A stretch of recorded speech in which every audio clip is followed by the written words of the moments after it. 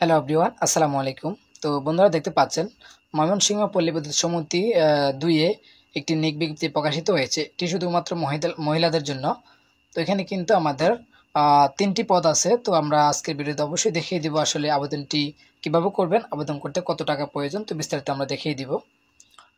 তো এখানে দেখতে পাচ্ছেন, তো পদের নামটি হচ্ছে আমাদের সহকারী ক্যাশিয়ার। এখানে কিন্তু শুধুমাত্র মহিলারা কিন্তু আবেদনটি করতে পারবেন। আর পদ সংখ্যা কিন্তু ৩ জন, তবে কম বেশি কিন্তু হতে পারে, ঠিক আছে। তাই আসি আমরা আসলে বেতন কত টাকা দেবে আমাদেরকে। তো বেতন হচ্ছে আমাদের ২০১৬ অনুযায়ী বেতন স্কেল থাকবে আমাদের ১৮,৩০০ থেকে প্রায় ৪৬,২৪০ টাকা পর্যন্ত আমাদের বেতন থাকবে, এবং অন্যান্য ভাতা তো অবশ্যই থাকবে।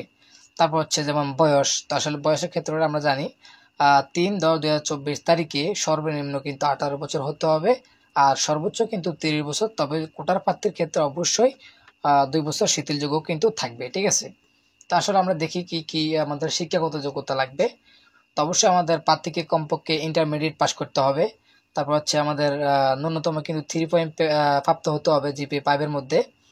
তারপর হচ্ছে প্রার্থীকে অফিস যন্ত্রপাতি পরিচালনায় দক্ষতা এবং কম্পিউটার চালনায় পর্যাপ্ত জ্ঞান ও সনদ থাকা বাধ্যতামূলক। তারপর হচ্ছে বাংলা প্রতি মিনিটে ন্যূনতম ১০ ও ইংরেজিতে প্রতি মিনিটে ন্যূনতম ৩০ শব্দ কম্পিউটারে টাইপ করার সক্ষমতা থাকতে হবে।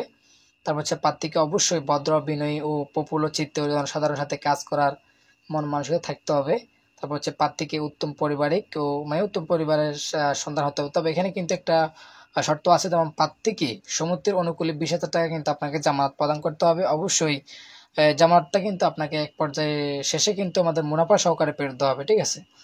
তো এটা হচ্ছে আমাদের আসলে, এবার দেখি আমরা কোন কোন জেলা প্রার্থীরা আবেদনটি করতে পারবেন। তো দেখতে পাচ্ছেন ময়মনসিংহ পল্লী বিদ্যুৎ সমিতি ২-এর ভৌগোলিক এলাকা ময়মনসিংহ জেলার বালুকা, ত্রিশাল ও গফরগাঁও উপজেলা এবং গাজীপুর জেলার শ্রীপুর উপজেলায় প্রার্থীরা কিন্তু আমাদের আবেদনটি করতে পারবেন না, ঠিক আছে। তো দেখতে পাচ্ছেন যে সকল জেলার প্রার্থীদের আবেদন করার প্রয়োজন নেই, মানে এখানে যে জেলা দিয়েছে সেই জেলার প্রার্থীরা কিন্তু আবেদন করতে পারবে। অন্য কিন্তু আমাদের প্রায় ৬৩ জেলার প্রার্থীরা কিন্তু এখানে আবেদনটি করতে পারবেন। তো আমরা একটু বিস্তারিত নিচে দেখি। তো আবেদন ফর্মটি কই পাবেন, দেখতে পাচ্ছেন এই ওয়েবসাইটে কিন্তু আবেদন ফর্মটি পেয়ে যাবেন। তো অবশ্যই আপনারা এই ওয়েবসাইটে খোঁজা লাগবে না, আমি কিন্তু বিজ্ঞপ্তি সহকারে এবং আবেদন ফর্ম সহকারে আমার কমেন্ট বক্সে দিয়ে দিব। আপনারা সেখান থেকে কিন্তু ডাউনলোড করে আমাদের আবেদনটি ফর্ম করে কিন্তু আপনি ডাক টেলে যোগাযোগের মাধ্যমে কিন্তু পাঠিয়ে দিতে পারবেন, ঠিক আছে।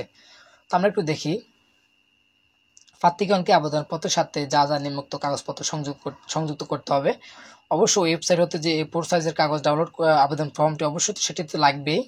তারপর হচ্ছে শিক্ষাগত যোগ্যতা সনদ লাগবে, সদ্য তোলা ৩ কপি পাসপোর্ট সাইজের সত্যায়িত রঙিন ছবি লাগবে, পিছনের প্রার্থীর নাম লেখা থাকতে হবে, ঠিক আছে। তারপরে কম্পিউটার প্রশিক্ষণের সনদ থাকতে হবে।